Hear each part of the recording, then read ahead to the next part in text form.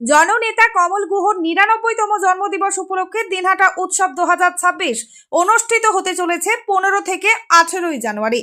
এবারের উৎসবের বিশেষ চমক হিসেবে থাকছে ঋতুপর্ণা সেনগুপ্ত, অভিজিৎ ভট্টাচার্য, পৌশালী ব্যানার্জি, বাবুল সুপ্রিয়, অতনু মিশ্র, নন্দী সিস্টার্স থেকে শুরু করে একঝাঁক বিখ্যাত জনপ্রিয় শিল্পীর পারফরমেন্স। স্থান দিনহাটা সংহতি ময়দান। পরিচালনায় কমল গুহ জন্মোৎসব কমিটি।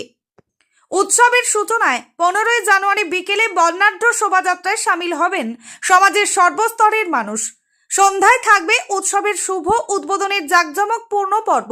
16 ও 17 জানুয়ারি ছড়ার গান, রবীন্দ্রসঙ্গীত, লোকসঙ্গীত, আধুনিক গান, তবলা লহরা, গিটার বাদন আবৃত্তি। 18 জানুয়ারি পর্ণাভ ও পৌশালীর সঙ্গীতানুষ্ঠান। 19 জানুয়ারি সোমলতা আচার্যের সঙ্গীত সন্ধ্যা।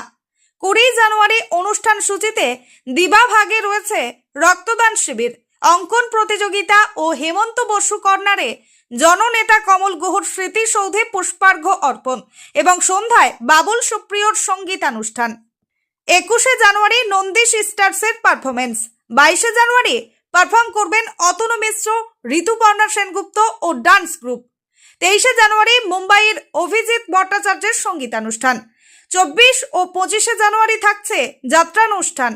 27 ও 28 জানুয়ারি নৃপেন্দ্র নারায়ণ স্মৃতি সদনে মঞ্চস্থ হবে প্রধান উপদেষ্টা সাংসদ পার্থ ভৌমিক অভিনীত নাটক যথাক্রমে কনকচাপা ও দায়বদ্ধ। উৎসব কমিটির কর্ণধার উত্তরবঙ্গ উন্নয়ন মন্ত্রী উদয়ন গুহ দিনহাটা উৎসবে সকলের সবান্ধব উপস্থিতি কামনা করেছেন। ধন্যবাদ।